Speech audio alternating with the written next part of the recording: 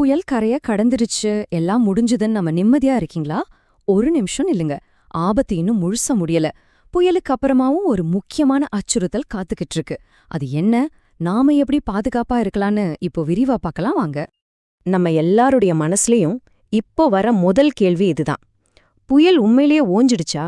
இயல்பு வாழ்க்கை திரும்பிடுச்சா? அதுக்கு பதில் இல்லைன்னு தான் சொல்லணும். ஆபத்து இன்னும் முழுமையா நம்மள விட்டு போகல. புயல் கரைய கடந்திருக்கலாம், ஆனா அதோட தாக்கம் கனமழையா இன்னும் தொடர்ந்துகிட்டே இருக்கு. அதனால நம்மளோட எச்சரிக்கை உணர்வும் தொடரணும். அப்போ உடனடியா என்ன அச்சுறுத்தல் இருக்கு? வானிலை ஆய்வு மையம் அடுத்த 24 மணி நேரத்துக்கு ஒரு புது தீவிரமான கனமழை எச்சரிக்கையை கொடுத்திருக்காங்க. குறிப்பா சென்னை, ராணிப்பேட்டை, செங்கல்பட்டு, காஞ்சிபுரம் அப்புறம் திருவள்ளூர் இந்த 5 மாவட்டங்களுக்கும் ஆரஞ்சு அலர்ட் கொடுத்திருக்காங்க. அப்படின்னா என்ன அர்த்தம்னா, இந்த பகுதிகளில் இருக்கிற மக்கள் நாளைக்கு கனமழையிலிருந்து மிக கனமழை வரைக்கும் எதிர்பார்க்கலான்னு அர்த்தம். அதனால உங்க பயணத் திட்டங்களை மாத்தி வச்சுக்கோங்க, பாதுகாப்பா இருக்க தயாராகுங்க. ஸ்கூல் காலேஜ்க்கு லீவ் உண்டா? இது நிறைய பேர் கேக்குற கேள்வி. பாருங்க, மாநிலம் முழுக்க பொது விடுமுறை எதுவும் இப்போதைக்கு அறிவிக்கல. ஆனா மழையோட தீவிரத்தை பொறுத்து அந்தந்த மாவட்ட ஆட்சியர்கள் தான் விடுமுறையை பற்றி முடிவு பண்ணுவாங்க. அதனால உங்க ஏரியாவுக்கான அறிவிப்புகளை தொடர்ந்து கவனிச்சுக்கிட்டே இருங்க. சரி, புயல் தான் போயிடுச்சே, அப்புறம் ஏன் இந்த மழை விடாம பேஞ்சுக்கிட்டு இருக்கு?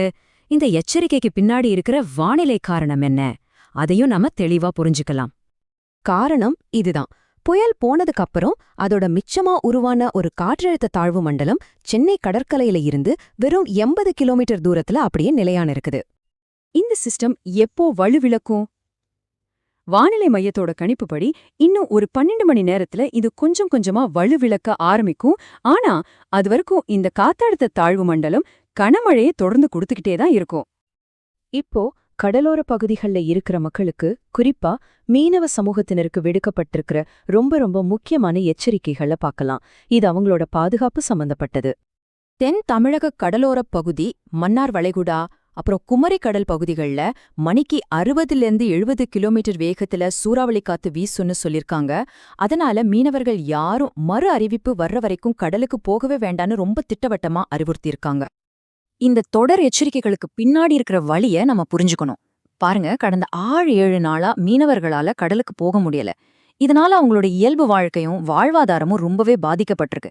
இது வெறும் வானிலை செய்தி இல்ல, இது மக்களோட நிஜமான கஷ்டம். சரி, இது இப்போதைய நிலவரம். அடுத்து என்ன?